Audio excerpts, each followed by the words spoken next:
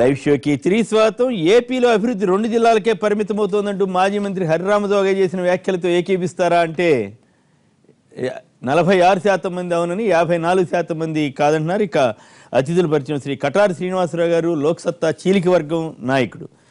శ్రీ ఎం రామచంద్రరావు గారు, హైదరాబాద్ నియోజకవర్గ శాసన మండలి సభ్యులు, భారతీయ జనతా పార్టీ సీనియర్ నేత. శ్రీ గిడుగు రుద్రరాజు గారు, శాసన మండలి మాజీ సభ్యులు, కాంగ్రెస్ పార్టీ ప్రధాన కార్యదర్శి, ఆ పార్టీ ముఖ్య నేతల్లో ఒకరు. శ్రీ డాక్టర్ మందా జగన్నాథం గారు, 4 సార్లు లోక్సభకి ఎన్నికైనటువంటి ప్రముఖులు, టీఆర్ఎస్ సీనియర్ నేత. ఇక ముందుగా ఈ మధ్య ఎలక్షన్ ఖర్చులపైన, ఎలక్షన్ ఖర్చులు నమోదు చేసే తీరుపైన వస్తున్న వార్తలు ఆసక్తికరంగా ఉంటున్నాయి.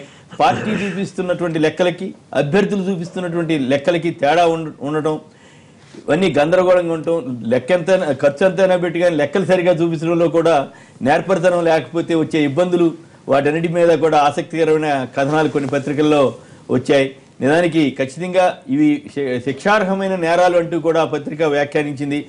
ఒక టీఆర్ఎస్కి సంబంధించి ముఖ్యమంత్రి కేసీఆర్ గారు కానీ, వారి కుమార్తె కవిత గారు కానీ, మేనల్లుడు హరీష్ రావు గారికి సంబంధించి ఇచ్చినటువంటి లెక్కలు, అలాగే మరొక జనగాం ఎమ్మెల్యే యాదగిరి రెడ్డి గారి లెక్కల్లో కానీ పార్టీ కొన్ని లక్షల రూపాయలు ఇచ్చినట్లుగా ఇక్కడ రికార్డులు చూపుతుంటే, అక్కడ పార్టీ అభ్యర్థుల ఖాతాలో మాత్రం, అభ్యర్థుల అకౌంట్లో మాత్రం ఆ అమౌంట్స్ సరిగా లేకపోవటం, ఇవన్నీ కూడా కొంచెం గందరగోళంగా ఉన్నాయని అంటున్నారు. సో ఈ పరిస్థితిని అన్ని పార్టీల్లోనూ ఇదే పరిస్థితి ఉంటుందా, ఈ పార్టీలోనే ఇట్లా జరిగిందా, నిజంగానే అసలు మొత్తం చూపిస్తున్నారా లేదా అనేది ఒక ఆస్పెక్ట్ అయితే, పెట్టిన ఖర్చును కూడా సరిగా చూపించకపోతే జరిగే పరిణామాలు ఏంటి? దీంట్లో అనుభవజ్ఞులైనటువంటి పలు ఎన్నికలు ఎదుర్కొన్న డాక్టర్ జగన్నాథం గారు ఇక్కడే ఉన్నారు కాబట్టి, జగన్నాథం గారు ముందుగా మీరు చెప్పండి, ఏమిటి ఈ లెక్కల తేడాలు ఏంటి? మీకు పార్టీ అందించింది, మీరు అంతా చూపించారా లేదా? మీరు కూడా ఇట్లాంటి వివాదంలో ఇరుక్కున్నారా? ఇప్పుడు అక్కడ చూపించిన లెక్కలు మాత్రం పర్ఫెక్ట్గా చూపించారండి, దాంట్లో ఏమి లేదు. అభ్యర్థి తనగా చూపిస్తాడు, పార్టీ వేరుగా పార్టీ పెట్టింది చూపిస్తుంటుంది. ఇక్కడ ఒకటి పార్టీ ఏమి ఇవ్వలేదు అని చెప్పేసి వీళ్ళ లెక్కల్లో ఉన్నాయి. కేసీఆర్ లెక్కలు కానీ, కవిత గారి లెక్కలు కానీ, హరీష్ లెక్కల్లో కానీ. సాధారణంగా పార్టీలు మెటీరియల్, తర్వాత స్టార్ క్యాంపెయిన్ల ఎక్స్పెండిచర్ దీన్ని డివైడ్ చేసేసి దాన్ని ఇస్తుంటారు. అది పార్టీ చూపిస్తుంది, చూపిస్తామంటే బలవాలండి జరిగేది జరిగేది. కాబట్టి నేను అందుకని చెప్పా, 2 పద్ధతులు కూడా పర్ఫెక్టే. అది ఇండివిజువల్, ఓవరాల్ గా ఓవరాల్ ఏ పార్టీని అలాగే చేస్తారు. కాబట్టి ఏంటంటే లెక్కల మేమేమి టీఆర్ఎస్ పార్టీ ఏమీ కూడా అబద్ధాలు చూపించలేదు. పార్టీ పరంగా వచ్చే స్టార్ క్యాంపెయిన్ ఎక్స్పెండిచర్, మెటీరియల్ ఇవన్నీ కలిపి వాళ్ళు ఇంత చూపిస్తారు ఎలక్షన్ కమిషన్కి. ఇండివిజువల్ వ్యక్తిగతంగా మేము చేసుకుని ఓవరాల్గా లేదు, ఇది దీని పరిధిలో ఉండాలి. అవును, మరి కవిత గారికి నోటీస్ ఇచ్చారు, ఎందుకు ఇచ్చారని వాళ్ళు నాకైతే అందలేదంటే వాళ్ళు ఫొటోస్ సహా చూపించారు, నోటీస్ ప్రింట్ కూడా చూపించారు. ఇప్పుడు దానికి చూద్దామండి, నోటీసులు ఏముందో, తర్వాత ఎక్స్పెన్స్ టాలీ చేసుకోవాలి, వీళ్ళు టాలీ చేసుకోవాలి. మెటీరియల్ రూపాయి ఎంత పోయిందో ఏమైనా ఇచ్చారా, అటువంటి ఉంటుందంటే చూపించేవాళ్ళు కదా, ఇచ్చినవన్నీ చూపిస్తారు, మెటీరియల్ చూపిస్తారు. సాధారణంగా పార్టీ మెటీరియల్ స్టార్ క్యాంపెయిన్ల ఎక్స్పెండిచర్ డివైడ్ మాకు ముందే చెప్తారు. హరీష్ రావు గారు నాకు పైసా రాలేదు పార్టీ నుంచి, కరెక్టే కదండి. పార్టీ క్యాష్ రూపంలో ఇవ్వలేదు, మెటీరియల్ రూపంలో ఇచ్చింటారు.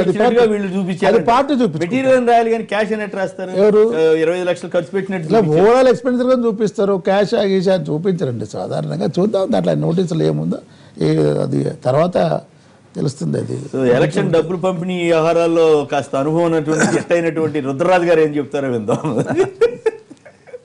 బేసికల్ గా 3 హెడ్స్ కింద ఉంటుందండి. నేషనల్ పార్టీస్కి అయితే జాతీయ స్థాయిలో ఉన్నటువంటి స్టార్ క్యాంపెయిన్ ఎక్స్పెండిచర్, హెలికాప్టర్స్, ఈ ఎక్స్పెండిచర్ అంతా ఒకలా చూపిస్తారు. Okay, at the same time party head క్వార్టర్స్కి వచ్చినప్పుడు దాన్ని ఒక విధంగా చూపిస్తారు.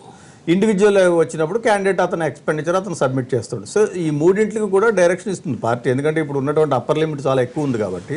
సో నేషనల్ లెవెల్లో వాళ్ళకి ఎంత ఖర్చు అయిందో total divided by the national Lok Sabha అయితే, అట్ ది సేమ్ టైం స్టేట్కి వచ్చినప్పుడు assemblies, total number of assemblies పెట్టి డివైడ్ చేస్తారు. ఇంత అమౌంట్ మీరు గ్యాప్ పెట్టుకోండి, ఇది మేము మెటీరియల్ మీకు ఇస్తున్నాం. ఎందుకంటే యూజువల్గా సెంట్రలైజ్డ్గా చేసే యాక్టివిటీస్ కొన్ని ఉంటాయి.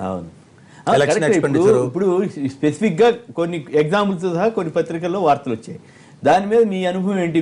మీరు రాజశేఖర టైంలో డబ్బు పంపిణీలో తిట్టంట కదా, అదే వాస్తవం కాదు కానీ బేసికల్గా వాళ్ళు అంటే ఎలక్షన్కి సంబంధించి మెటీరియల్ కానీ అడ్వర్టైజ్మెంట్స్ కానీ ఇట్లాంటివి దీన్ని ఎక్కడో ఒక చోట హెడ్లో చూపించి అమౌంట్ వేసి ఉంటారు. దానికి సంబంధించి అది ఎక్కడైనా డబుల్ ఎంట్రీ బుక్ కీపింగ్లో వాళ్ళకు ఉన్నటువంటి వాళ్ళు ఎంటర్ చేయకపోవడం నిజంగా కేసు అవుతుందా అవదా?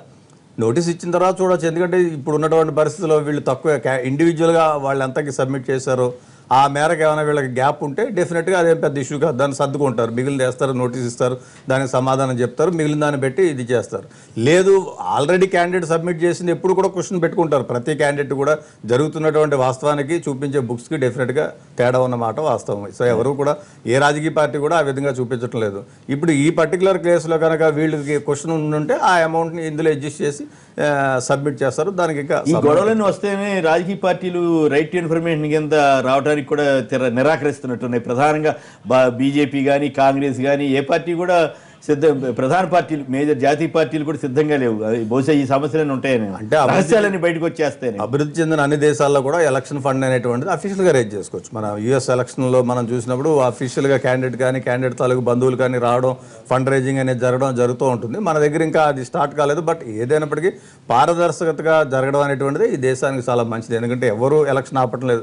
ఎంత చిన్న రాజకీయ పార్టీ అయినా కూడా ఎలక్షన్ అనేటప్పటికీ ఎక్స్పెండిచర్ ఖర్చు పెడుతున్నారు. కాబట్టి దీన్ని డెఫినెట్గా ఎంతో కొంత పారదర్శకత అనేటువంటి ఉండాలి. అదేవిధంగా ఫండ్ రైజింగ్ కూడా వాళ్ళకి అవకాశం కూడా ఉండాలి. అన్ని రాజకీయ పార్టీలు కూడా ఎక్కడొక్కడ ఫండ్ రైజింగ్ చేస్తూనే ఉన్నాయి డెఫినెట్గా. అందుకనే ఎలక్షన్ రిఫార్మ్స్లో గతంలో నేను ఆ కమిటీలో మెంబర్గా ఉన్నాను. నేను స్పీకర్ ఆధ్వర్యంలో స్పష్టంగా చెప్పాం, let the state bear the expenditure. State expenditure తీసుకుంటే అంటే మీరు అన్నట్టు లేదా నిజమే. ఇప్పుడు నేను ఇందాక చెప్పాను ఎలక్షన్ల ఖర్చులో ఎక్స్పెండిచర్ మీకు ఎరుగుదల ప్రతి ఒక్కరికి తెలుసు, ప్రతి ఒక్కరికి తెలుసు ఏ విధంగా ఖర్చు పెడతారో ఏ విధంగా చూపిస్తారు. అంత ఫార్స్ అయింది లెక్కలు చూపించేది వాళ్ళ పరిమితి లోపే చూపిస్తారు, కానీ ఖర్చు మనకి చాలా అవుతుంటుంది. అది అన్డెనబుల్ ఫ్యాక్టర్. అందుకని ఏంటంటే state if takes responsibility. State expenditure పెడితే ఏమవుతుంది, స్టేట్కి వస్తుంది, మళ్ళీ మీరు పెట్టేది మీరు పెడతారు. అది కంట్రోల్ చేయొచ్చు. దాన్ని ఎట్లా చేస్తారు? శేషన్ గారు ఆల్రెడీ తగ్గిందండి.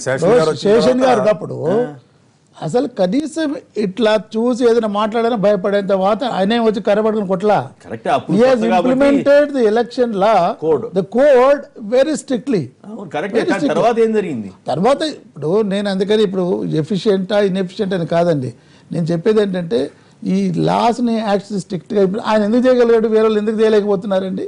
ఓకే, అది సమస్య. ఇక్కడ ఏంటంటే లౌడ్ స్పీకర్స్ కానీ, ఎక్కడ అడ్వర్టైజ్మెంట్ మెటీరియల్ కానీ, ఎక్కడ ఇది కానీ, అసలు అక్కడ ఈ ప్లాస్టిక్ బ్యాన్ అన్నారు, దాంతో తోరణాలు కట్టడం ఇదంతా కూడా తగ్గిపోయింది. జనరల్ ఎక్స్పెండిచర్గా మామూలుగా ఏదైనా ఉండాలి. కానీ బట్ అక్కడ బీహార్కి ఏపీకి చాలా తేడా ఉందని కదా.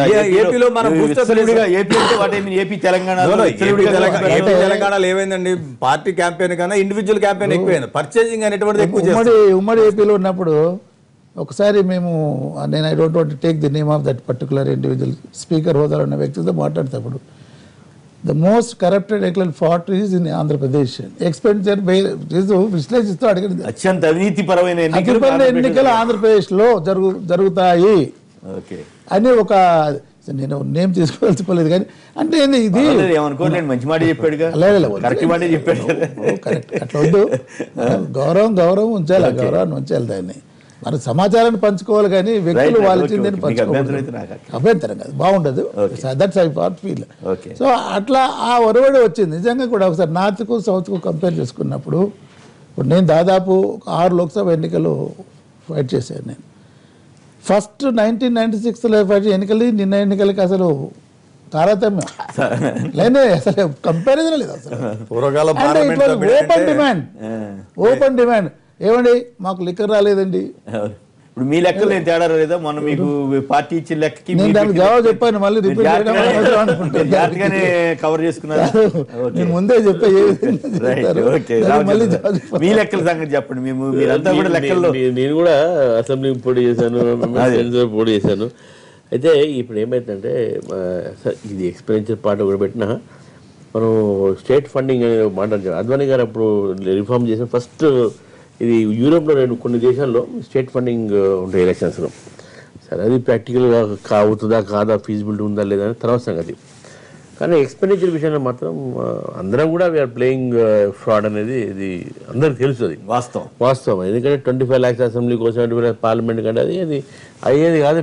మనకు తెలుసు ఎందుకంటే కాదు, మీరు అంతా తలుచుకుంటే అవుద్ది. విజిబుల్ నేను దానికే వస్తున్నాను. విజిబుల్ ఎక్స్పెండిచర్ ఒకటి, ఇన్విజిబుల్ ఎక్స్పెండిచర్ ఒకటి.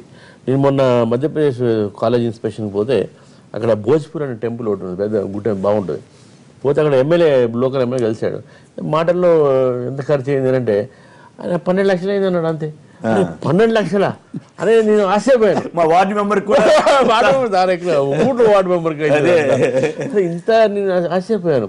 అదే మనము ఆంధ్రప్రదేశ్ కానీ తెలంగాణ కానీ లేకుంటే ఈ ఒక ప్రాంతాన్ని చూస్తే అదే హైయెస్ట్ మంది మన ఒక్క బై ఎలక్షన్స్లోనే ఆ రోజు మనం చూసాం. ఎలక్షన్ కమిషన్ ప్రీ ఎలక్షన్ సీజన్లోనే కొన్ని కోట్ల రూపాయలు పట్టుకుంది. మొన్న జనరల్ ఎలక్షన్లో కూడా 110 కోట్లు 120 కోట్లు పట్టుకుంది. లేదు, జనరల్ ఎలక్షన్స్ కూడా highest season from Andhra Pradesh Telangana last year. అదే నేను చెప్తున్నాను. అయితే ఈ ఎక్స్పెండిచర్ ఏమవుతుందంటే బుక్స్ క్యాండిడేట్ నామినేషన్ ఫైల్ చేయగానే చేతికి బుక్స్ ఇస్తారు. ఈ 2-3 రోజులకు మనం ఏం చేస్తాం, అడ్వకేట్ పెట్టుకొని మెయింటైన్ చేస్తాం. దానికి ఎంత ఖర్చు అయింది అనేది 10 జెండాలు అయితే 2 జెండాలు రాయడము, లేకుంటే ప్రింటింగ్ బిల్, అవన్నీ ఏదంటే వాళ్ళకి ఎలక్షన్ కమిషన్ కరెక్ట్గా అమౌంట్ సరిపడా ఎలక్షన్ కమిషన్ తెలుసు, ఓటర్ వేసాడు. అయితే దీంట్లోనే ఇంతకుముందు జగన్నాథ్ గారు చెప్పినట్టు మా వాటా ఏది అంటే వాళ్ళ పబ్లిక్లో ఫీలింగ్ ఏంటంటే వీళ్ళకి ఎక్కడి నుంచో ఫండ్స్ వస్తాయి, వీళ్ళు ఎందుకు ఊరుకోవాలని చెప్పేసి వాళ్ళు ఒక తర్వాత ఈరోజు ఓట్ సోలిసిటింగ్ అంటే కొనటాలే. నిన్న ఒక లీడర్ చెప్తా ఉన్నా, నాకు ఒక ఊర్లో 1000 ఓట్లు ఉంటే 700 వరంగల్లో 700 ఓట్లు వాళ్ళు కొనేసారంట. ఇంక మీరేం కొనేసారన్నా మనకి రూలింగ్ పార్టీ ఉంటుంది, మాకుంటుంది, ఎవరికి ఉంటుంది. నేషనల్ ఫండ్స్ వచ్చే బీజేపీ వాళ్ళకి ఇదే ఉన్నది పబ్లిక్ లో. ఈ పర్సెప్షన్స్ ఉన్నాయి, ఏదో అక్కడ ఫండ్స్ అన్నారు. ఇప్పుడు నిన్న ఎర్రబెల్లి దయాకర్ రావు కూడా అవిని అధికార దుర్వినియోగాన్ని పాల్పడ్డారని డబ్బులు ఖర్చు పెడుతున్నారు. అలాగే వచ్చేటారు వీళ్ళు వచ్చేవారని చెప్పారు. ఇప్పుడు నేషనల్ పార్టీ వాళ్ళు ఏం ప్రచారం చేశారు, గెలిపేయండి మేము మంత్రి పదవి ఇస్తాం, గెలిపేయండి మంత్రి పదవి ఇస్తాం. దాంట్లో పెట్టుకోవాలి లేదా విపరీతంగా డబ్బులు ఖర్చు పెట్టారు. బిహార్ ఎన్నికల్లో 3 కోట్ల నుంచి 5 కోట్లు ఇచ్చారు వాళ్ళ క్యాండిడేట్ కి భారతీయ జనతా పార్టీ. 5 కోట్లు ఇచ్చారు. 5 కోట్లు 3 కోట్ల నుంచి. మామూలుగా 1 కోటి రూపాయలు ఉంటుంది దాకా వారు అన్నారు. మధ్యప్రదేశ్ లో 12 లక్షలు అని. 1 కోటి రూపాయలు ఉంటే పెద్ద ఎలక్షన్ కింద లెక్క. బీహార్ లో ఎవరు బెటర్ అండి, రేట్లు పెంచారు. బీహార్ పబ్లిక్ కూడా మోడీ అమిత్ షా కాంబినేషన్ రేట్ పెంచారు. నిజంగా కూడా అట్లా పెట్టిన డెఫినెట్ గా గెలిచేవాడు, అది వేరే మాట. కానీ అదేంటి అది అట్లా ఉంటే మంచిది. మేమేమిటంటే అట్లా ఉండాలని. కానీ ఎట్లా మీరు ప్రధాని స్థాయిలో ఉన్నవాళ్ళు, జాతీయ పార్టీ స్థాయిలో ఉన్నవాళ్ళు, నీతులు చెప్పేవాళ్ళు, విలువల గురించి మాట్లాడేవాళ్ళు కూడా 3 కోట్లు ఆయన చెబుతున్నాడు, 3 కోట్ల నుంచి 5 కోట్లు ఇచ్చారు. అభియోగం. ఇప్పుడు ఖర్చు పెడతానని వాళ్ళు చెప్పారు, నేను అనట్లేదు. వ్యక్తి చెప్పాడని నేను చెప్తున్నాను. నేను చెప్పే కావట్లేదు. దాంట్లో ఒక ఫ్రెండ్ ఉన్నాడు, ఆయన చెప్పిన మాట 700 ఓట్లు కొనేసారా? 1000 ఓట్లలో 700 ఓట్లు మీకు కొన్నావు బాబు, నువ్వేం గెలుస్తారా అన్నాను మాటలు. అంటే వాళ్ళ ఆలోచన చెప్తున్నాను నేను. అంటే ఓట్లు మేము కొనేస్తాము అనేటువంటి ఆలోచన చెప్తున్నారు. ఇటువంటి ఒక భావన ఈరోజు ప్రతి ఒక్క రాజకీయ పార్టీలు కానీ ప్రజల్లో కానీ ఉన్నది. అరే పైసలు ఇస్తున్నట. ఇప్పుడు ఎలక్షన్స్ నేను ఇప్పుడు 2 సార్లు క్యాండిడేట్ కాబట్టి ఫోన్లు చేసి, సార్ మీ 50 మంది ఉన్నాం, మా సంగతి ఏంది, లేకుంటే మాకు యూత్ క్లబ్ ఉన్నది, మాకేం సంగతి, మాకేమి ఇస్తారు. ఇంకా చెప్తాను సార్, కొన్ని అంటే మీరు అన్ఎడ్యుకేటెడ్ కాదు, ఈవెన్ చదువుకున్న వాళ్ళు కూడా వాళ్ళ డిమాండ్స్, మాకు బోర్ వేయండి, లేకుంటే మాకు ఇది వేయండి. Bore okay, its development act. Election election తర్వాత వేయండి బోరు. ఎలక్షన్ చేతులే అంటే మీరు ఇప్పుడే దొరుకుతారు, తర్వాత దొరకలేదు. టెంపుల్ కడుతుంటే శ్రీనివాసరావు గారు ఇప్పుడు ఎమ్మెల్సీ గారు 3 జిల్లాల ఎమ్మెల్సీ అండి. 3 జిల్లాలు మీరు దొరకరంటే అర్థమైంది, అది మీనింగ్లెస్ టర్మ్. అది ఇదర్ మేము వచ్చినప్పుడు మీరు కలవాలి, మీరు మా దగ్గర రావాలి. ఒకసారి మీరంటారు, జనం అంటారంటారు. అయితే ఇందాక మీరు అన్నారు, ఒకసారి బ్రిటిష్ డెలిగేషన్ వచ్చినప్పుడు అయితే ఇంకా వాజ్పేయి గారు వారిది ప్రైమ్ మినిస్టర్ తో కూర్చొని మాట్లాడుతూ మీ ఎలక్టరేట్ ఎంత, మీరు ఎన్ని how frequently you meet the electorate అని ఒక డిస్కషన్ వచ్చినప్పుడు అడనా అంటే 70,000 80,000 మా ఎలక్టరేట్ ఇదండి. ఓన్సీ మంది ఒక దగ్గర పోతాం చెప్తాం ఈరోజు వస్తున్నామని, అందరూ రావాలి మాట్లాడాలి, వాటి చేసుకోవాలి. అంటే మేము బాబు రోజు పోతే తిడుతూ ఉంటారు, బాబు రోజు పడతారా మీరు 18 లక్షల మీ ఎలక్టెడ్ అంటున్నారు. So that is the difference. So what is the definition of మీరు దొరకట్లేదు. See, if a member of legislature or a parliamentarian, they have to do their duties and attend the జిల్లాల meetings. You cannot expect daily meeting. Patancheru నుంచి వెంకటేష్ గారు నమస్కారం, మాట్లాడండి. పటాన్చెరు నుంచి వెంకటేష్ గారు. Hello. Election ఎన్నికల్లో ఖర్చు పెట్టడానికి లెక్కల్లో చూపించడానికి తేడా చూపిస్తున్నారు మరి రాజకీయ పార్టీ. చెప్పండి, మాట్లాడండి. హలో, మాట్లాడండి. నెక్స్ట్ ప్రసాద్ గారు మరొకరు లైన్లో ఉన్నారు. ప్రసాద్ గారు నమస్కారం, మాట్లాడండి. హలో మాట్లాడండి ప్లీజ్. సార్ అలా ఖర్చు అయితే అందరూ పెడతారు సార్, ఖర్చు పెట్టకపోవడం మేము కానీ ఖర్చు అయితే అందరూ పెడతారు. అటువంటి అధికారం పార్టీ అనేది ఎక్కువ పెడతారు అంతే. అంతేనా? కాదు, ఖర్చు పెట్టిన దాన్ని తెలివిగా చూపించలేకపోయారు, దొరికిపోయారని కదా. ఇప్పుడు టీఆర్ఎస్ నేతలు తెలివిగా చూపించలేకపోయారు, దొరికిపోయారు అని పేపర్లో వార్తలు వచ్చినాయి కదా. మరి మిగతా వాళ్ళు కూడా దొరికారా లేదా అనేది చూడాలి, అది వేరే విషయం అనుకోండి. బట్ ఈ లెక్కలు చూపించడంలో కూడా నిజాయితీ లేని రాజకీయ పార్టీలు ఎట్లా ఈ దేశాన్ని మనం ఎట్లా ముందుకు తీసుకెళ్తాయనేది నా ప్రశ్న. మీరు చెప్పండి శ్రీనివాస్. అబద్ధం లెక్కలు చూపించారు, మామూలు నిజాయితీగా చూపించారు. పార్టీ ఖర్చు ఇంత, మా ఖర్చు ఇంత అని మేము నిజాయితీగా చూపించాము. ఇక్కడున్న నాయకులందరూ ఎన్నికల్లో పోటీ చేసిన అనుభవం నాయకులు. నేను కూడా చేశాను. మనందరికీ ఒక ఇన్నర్ కాన్షియస్ ఉంటుంది. ఆ కాన్షియస్ పాపం ఇప్పుడు మనం మాట్లాడేదంతా అదే. వాళ్ళు 50 మంది ఉన్న మా సంగతి ఏంటి సార్ అన్న దగ్గర నుంచి మొదలు పెడితే ఎన్నికల్లో ఖర్చు పెట్టడం అన్నది ఇవాళ ఈ ఒక విషయ సైకిల్లో పడిపోయిన నేపథ్యంలో, ఒక విషవలయంలో పడిపోయి గెలవాలంటే పెట్టాల్సిందే. పెడితే గెలుస్తాం లేదా గ్యారెంటీ లేదు, కానీ పెట్టకపోతే మాత్రం ఓటమి ఖాయం. కోట్లు కోట్లు వారు అన్నట్టు బీహార్లో రేట్లు పెంచి ఉండొచ్చు, బట్ ఆంధ్రప్రదేశ్లో అయితే అది 10 కోట్లును ఇంకా 10 కోట్లు పైన వెళ్ళిపోతున్నది. ఎంపీలకు అయితే 50 కోట్లు 100 కోట్లు అసలు మనం ఊహించుకోవడానికి సాధ్యంగానే అంకెలు జరుగుతున్న మాట, రొటేషన్ అన్నమాట వాస్తవం. అసలు ఎన్నిక అంటేనే ముందు మొట్టమొదట మొదలవుతున్నది. ఇప్పుడు ముందు సీటు ఎలక్షన్కి టైం ఉంది, ఎలక్షన్ 2 నెలలు టైం ఉంది.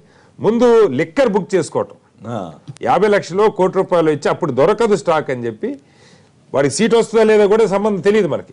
ముందు 1 కోటి రూపాయలు మందు కొని బ్లాక్ చేసుకోవటం, సీట్ రాకపోతే నెల్లూరులో డబ్బులు పెట్టారంట. ఒక నెల్లూరు జిల్లా ఏదండి, 23 జిల్లాల్లో సీట్ రాకపోతే సీట్ వచ్చిన వాళ్ళకి దీన్ని ట్రాన్స్ఫర్ చేయటం, ఆ డబ్బులు అంటే అట్లా దానిలో వ్యాపారం. ఇక్కడి నుంచి అన్ని బహిరంగ రహస్యాలే. ఇప్పుడు ఈ ఫలానా పార్టీ అంటే మేము కాదంటే తప్ప జరుగుతుందన్నమాట అందరూ అంగీకరించేది. సో ఎన్నికల్లో ఖర్చు విపరీతంగా పెట్టి అసలు సమస్య ఇందాక చర్చలో వచ్చింది, స్టేట్ ఎందుకు బేరు చేయకూడదు. చాలా సందర్భాల్లో దీని చర్చ జరిగింది. స్టేట్ బేరు చేయటం అంటే దానికి ఒక బెంచ్ మార్క్ పెట్టుకోవాలి. ఏదో గుర్తింపు ఉన్న రాజకీయ పార్టీలు మీడియాలో డిబేట్లు కానీ లేకపోతే పేపర్లో ప్రకటన కానీ లేదు లిమిటెడ్గా ఇన్ని పాంప్లెట్లు అని కానీ లేదు కొంతవరకు వాళ్ళు చేయగలరు. అది ఉండటం మంచిదే, దానికి ఎవరు కాదంట.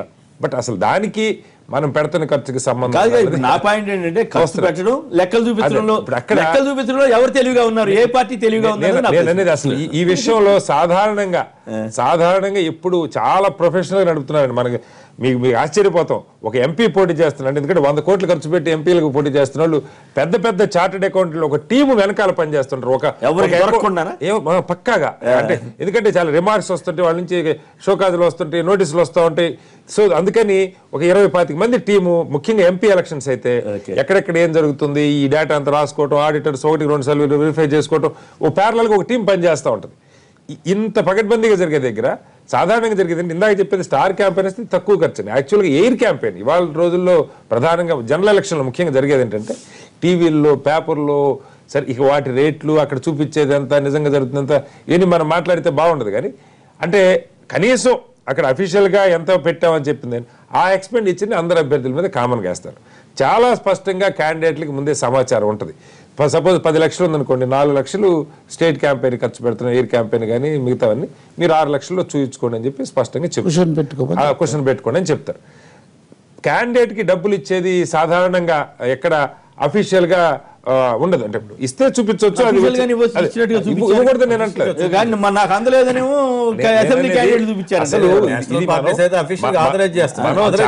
చాలా గర్వంగా ఒక రాజకీయ పార్టీ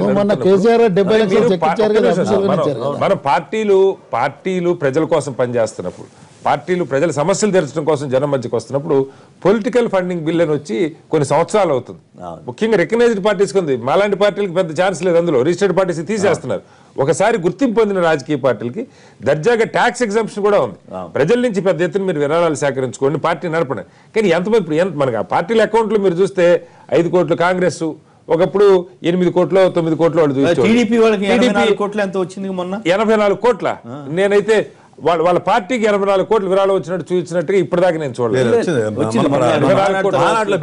84 కోట్లు వస్తే మరి నిజంగా చాలా గొప్ప ఫిగర్. 84 కోట్లు మొత్తంగా చూపించారు. కానీ సాధారణంగా నేను 2012 దాకా నేను చెప్తున్నది, నేను ఫాలో అయిన ఆర్టీఐ ద్వారా కానీ మిగతా కానీ, అప్పటికి జాతీయ స్థాయిలో ఉన్న కాంగ్రెస్ పార్టీ వాళ్ళ సంవత్సర ఖర్చు 12 కోట్లని, లేకపోతే తెలుగుదేశం పార్టీ 65 లక్షలని, బీజేపీ 4 కోట్లని, ఈ ఫిగర్స్ వాళ్ళు ఇచ్చిన నాకు గుర్తు కరెక్ట్ యాక్చువల్ ఫిగర్స్ చెప్తున్నారు. కాబట్టి ప్రజల దగ్గర నుంచి విరాళం తీసుకోవటం, ప్రజలకు జవాబుదారీ ఉండటం ఒక పార్ట్. దీనిలో డబ్బులు ఇచ్చారన్నది ఇది మనం ఆలోచన. నేను ఒక సొల్యూషన్ చెప్తాను ఈ సమస్యకి పరిష్కారం. ఇవాళ 2 ప్రధాన రాజకీయ పార్టీలు ఇక్కడ ఉన్నాయి. గతంలో కాంగ్రెస్ అధికారంలో ఉన్నప్పుడు ఈ దామాషా ఈ సమస్య ఎక్కడ పోద్ది, మీరు ఒక ఓటు ఎక్కువ వస్తే గెలుస్తారన్నప్పుడు ఇది పెడతానే ఉంటారు, ఎన్ని చేసినా పెడతానే ఉంటారు. అప్పుడు కాంగ్రెస్ అధికారంలో ఉన్నప్పుడు అంతకుముందు కాంగ్రెస్ అంగీకరించింది, వాళ్ళ అధికారులు ఉన్నాక వాళ్ళు నో అన్నారు. భారతీయ జనతా పార్టీ ప్రతిపక్షంలో ఉన్నప్పుడు ఖచ్చితంగా ఇది రావాల్సిందేనండి మనకున్న ఓట్ చేయను.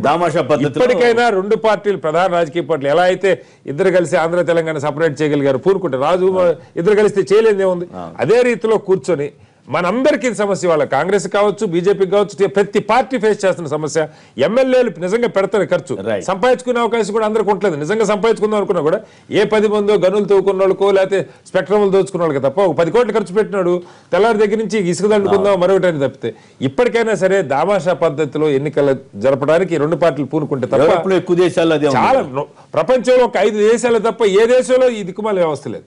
First pass the post system ప్రపంచంలో ఏ దేశంలో ఒక 5 దేశాల్లో, బ్రిటిష్ రూలింగ్ కింద ఉన్నటువంటి ఒక 4-5 దేశాల్లో తప్ప ఇంకెక్కడా లేదు. రైట్, ఒక్క నిమిషం. గోని ప్రకాశ్ గారు లైన్ లో ఉన్నారు, వారు మాట్లాడడానికి ముందుగా వెంకటేష్ గారు చాలాసేపు నుంచి లైన్ లో ఉన్నారు.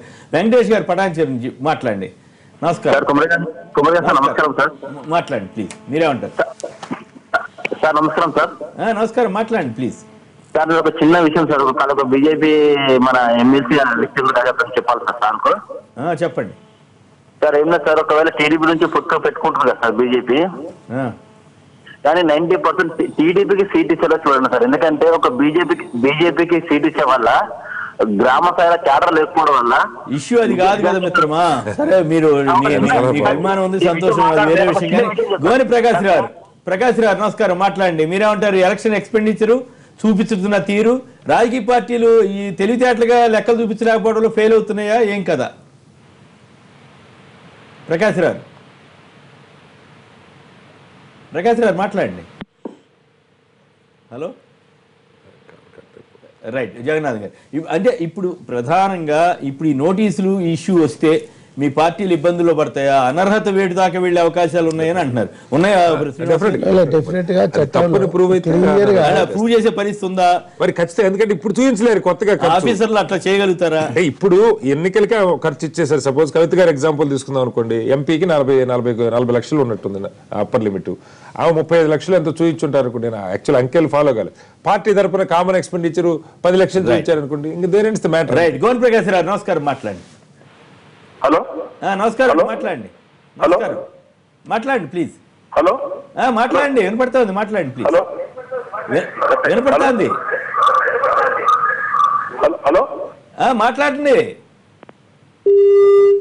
రైట్. ఇప్పుడు నేను ఇందాక చెప్పాను, మన సోవర్లు కటారియర్ కూడా చెప్పడం జరిగింది. ఇవన్నీ నోటీస్ ఒకవేళ ఏదైనా డిస్క్రిపెన్సీ ఇస్తున్నప్పుడు లేదా ఫైనల్లీ ఇప్పుడు మీరు చెప్పారు ఆడిటర్ల బృందాలు ఇవన్నీ ఉంటాయి కదా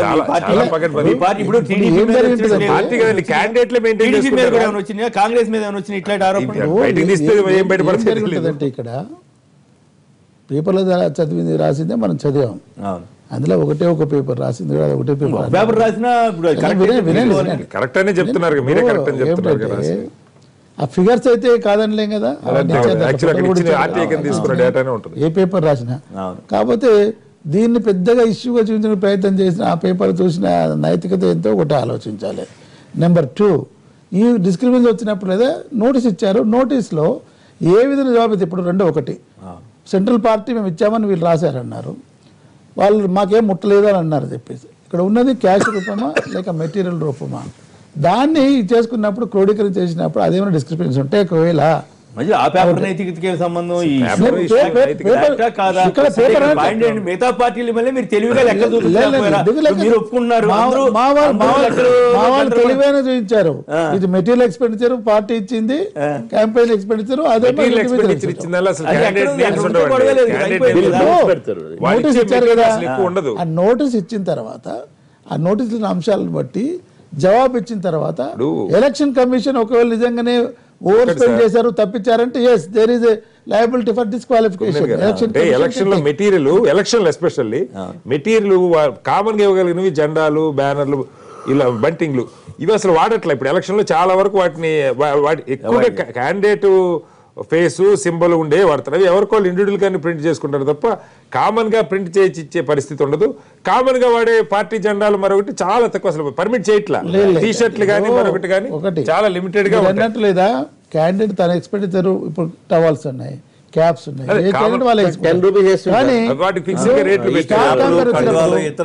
స్టార్ క్యాంపైర్ వచ్చినప్పుడు లేదా స్టార్ క్యాంపైర్ వచ్చినప్పుడు ఏం చేస్తారు మరి? అవన్నీ ఆ డాష్ కాంచి మీకు ఎప్పుడు ఎలక్షన్ కమిషన్ నోటీస్ ఇవ్వాలి, మీకేం రాలేదు. మీకు అంత పర్ఫెక్ట్ గా ఉన్నారు. ప్రతి క్యాండిడేట్ కి ఎలక్షన్ జరుగుతున్నప్పుడే ప్రతి క్యాండిడేట్ వస్తాయి. లేదు లేదు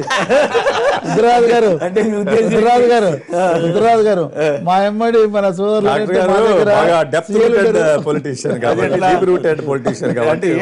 చెప్పేది నేరుగా చెప్పండి, అర్థమైతే చెప్పండి.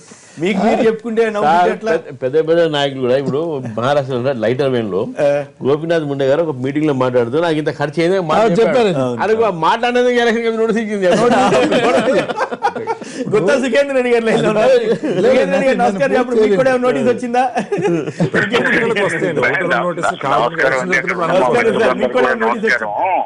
మాట్లాడు సార్. మాకేం నోటీస్ ఇట్లా అలాంటి ఏం లేవు.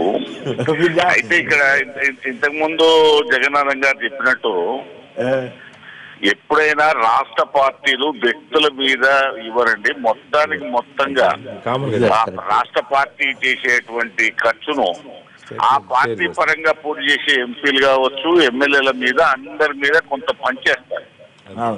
అది జనరల్ గా జరుగుతున్నటువంటి సిస్టమ్ అది. కానీ ఒక ఇండివిజువల్ గా ఒక వ్యక్తికి ఇచ్చినట్టు ఇప్పుడు నిన్న వరంగల్లో టీఆర్ఎస్ బీ ఫారం తో పాటు 70 లక్షల అమౌంట్ ఇచ్చింది. అది తప్పనిసరిగా చూపెట్టాల్సినటువంటి అవసరం వస్తుంది. కానీ వాస్తవంగా మేము అందరం కూడా అక్కడ కటార్ శ్రీనివాసరావు గారు చెప్తున్నారు కదా, వాస్తవం నేను గతంలో కూడా చెప్పినాను, ఇవన్నీ చిత్రగుప్తులు లెక్కలండి. ఎన్నికల కమిషన్ కి ఇచ్చేవి కానీ ఎన్నికల రిటర్నింగ్ అధికారికి ఇచ్చేవి.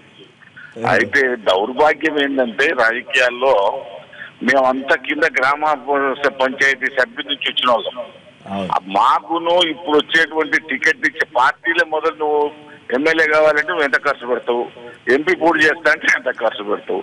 మొదలు అది అడిగిన తర్వాతనే టికెట్ ఇచ్చేటువంటి కార్యక్రమం వచ్చిన తర్వాత ఇండస్ట్రియలిస్టులు, తర్వాత కాంట్రాక్టర్లు, తర్వాత ఎడ్యుకేషన్ ఇన్స్టిట్యూట్స్ హెడ్స్, ఈ 3 సెక్షన్స్, తర్వాత రిటైర్ అయినటువంటి బాగా డబ్బులు సంపాదించినటువంటి ఐఆర్ఎస్, ఐపీఎస్, తర్వాత ఎందుకంటే ఇప్పుడు మా పార్లమెంట్ లో 2-3 ఉన్నారు కాబట్టి ఇది నెంబర్ 1 గా ఎవరిదైతే డబ్బులు ఉన్నాయో వాళ్ళందరినీ తీసుకొచ్చి దీంట్లో పెడుతున్నారు.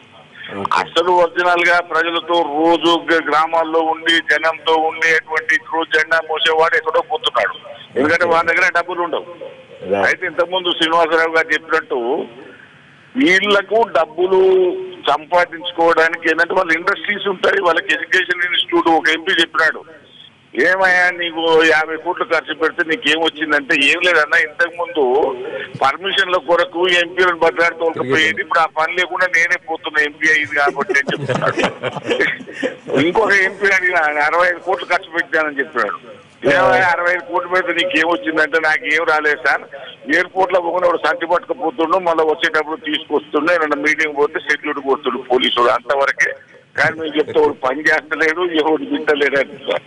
అంటే ఒక డబ్బులున్న వానికి అధికారం అనేటువంటిది, హోదా అనేటువంటిది ఒక కిరీటం లాగా తయారైపోయి 24 గంటలు పనిచేసే వాళ్ళని తృప్తిపడేస్తున్నారు. అదొక లైసెన్స్ కూడా మారింది కదా.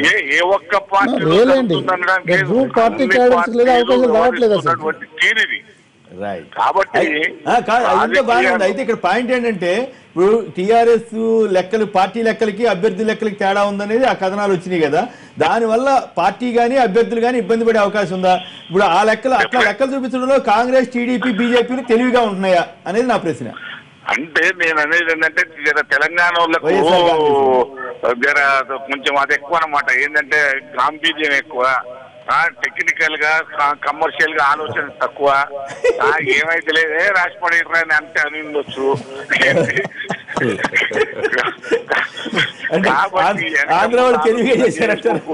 కమర్షియల్ కాదు, టెక్నికల్ గా చూసుకోబోతుంది.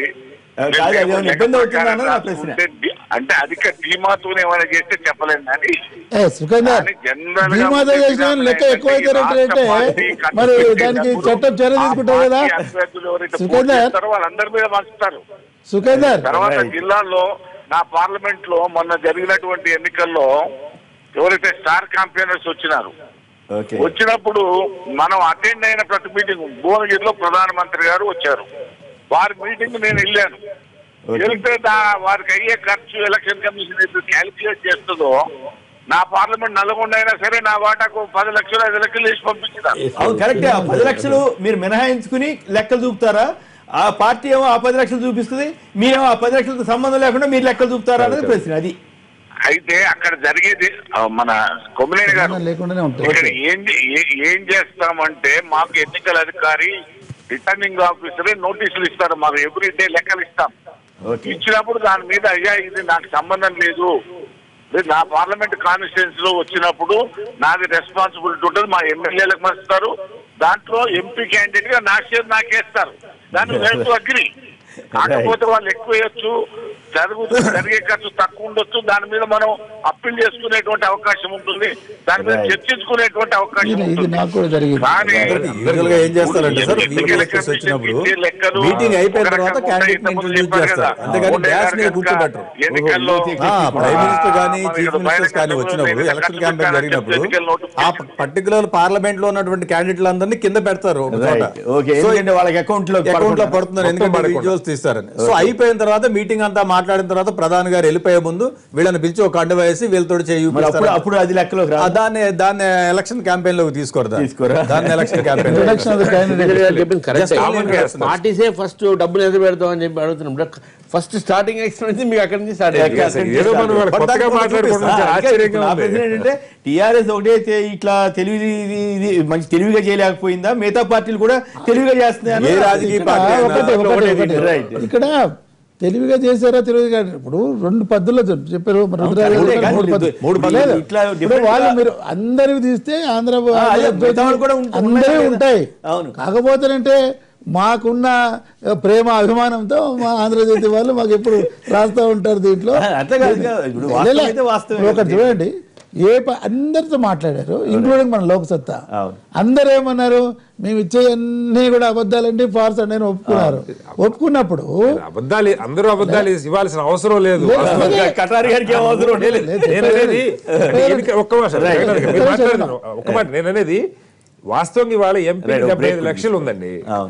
మన మెటీరియల్ కి నిజంగా క్యాంపెయిన్ కి మన ప్రచార రథాలకి వీటికి మోర్ దాన్ ఎనఫ్. ఇది నిజంగా ప్రచారం వరకు తీసుకోండి, ఎలక్షనీరింగ్ వరకు. కాకపోతే మనం పోలింగ్ డే ఖర్చు వాళ్ళకి మీరు భోజనం పెట్టి ఊరుకుంటే సరే, మీరు బిర్యానీ పెట్టి బీర్ బాటిల్ కూడా ఇచ్చారనుకోండి, డెఫినెట్ గా ఎక్కువ చూపిస్తారో డిమాండింగ్ ఇష్యూ. రామచంద్రరావు గారు చెప్పారు, ఒక మండలంలో ఒకటి మేము ఇప్పుడు మీరు అన్నట్లేదా, మేము ఈ డబ్బులు బుకింగ్లు ఎప్పుడు చేయపోసరికి ఏంటంటే లాస్ట్కి లిక్కర్ అనేసరికి ఎవడో వచ్చి సార్ అలంపూర్ లిక్కర్ పంపారంట, లిక్కర్ పంపితే మా దగ్గర డబ్బులు లిక్కర్ పంపలేదు, మాకు నిజంగా మైనస్ వచ్చింది మరి అక్కడ. అట్లా అంటే ఈ డిమాండింగ్ నేచర్ వచ్చినంత కాలం మీరు ఖర్చు ఎలక్షన్ కమిషన్ పెట్టి దాంట్లో ఎట్లుంటుంది. నెంబర్ 2 రాజకీయ పార్టీ ఇందాక సుఖేందర్ అంటే ఇప్పుడు నేనైతే అనుకుంటాను కొద్ది కాలం తర్వాత ఈ బలహీన వర్గాలు కానీ డబ్బులైన వాళ్ళలో కూడా ఎవరైతే డబ్బు ఉన్నారో వాళ్ళకి దేవయ్య గారిని తీసుకొచ్చారు వరంగల్కి. సరే నేను అడిగా బీజేపీలో మిత్రులు, అయ్యా మా వాళ్ళంతా ఏమన్నారంటే కేంద్రం చేతులు ఎత్తేసి మేమైతే డబ్బులు ఏమయ్యా డబ్బులు ఏమైనా పట్టుకొని అంటే పట్టుకొచ్చారు. ట్రెండ్ అంటే మారినప్పుడు డబ్బులు వాళ్ళని తెచ్చుకోమని చెప్పారంటే అదే ట్రెండ్ అంటే మారినప్పుడు మరి అభ్యర్థి ఏం చేస్తారు? ట్రెండ్ మార్చాల్సింది రాజకీయ పార్టీలు. ట్రెండ్ మార్చాల్సింది మీరు, మార్చడానికి ఉన్న అవకాశాలు మార్చాల్సింది రాజకీయ పార్టీలే. పీపుల్ కూడా డిమాండింగ్ మా ఊరికి ఇది కావాలని అన్నప్పుడు పీపుల్ లో కూడా ఒక మార్పు రావాలి కదా. వాళ్ళని మా ఊరికి అడుగుదామని చెప్పేసి నేనేదో ఊర్లో మాకు అది రాలేదు కాబట్టి మేము ఓట్లు వేయమని అన్నారు. మరి ఆ రైట్ మీరు అడిగేటప్పుడు లేదా మీకు కాన్షియస్నెస్ కూడా ఉండాలి కదా. సిగ్గుపడాలండి ఆ పరిస్థితి. ఏపీలో అభివృద్ధి 2 జిల్లాలకే పరిమితమవుతోందన్న మాజీ మంత్రి హరిరామజోగి గారి వ్యాఖ్యలను సమర్థిస్తారా అంటే 36% మంది అవునని, 64% మంది కాదన్నారు. ఇప్పుడు చిన్న విరామం తర్వాత లైవ్ షో కొనసాగుతుంది.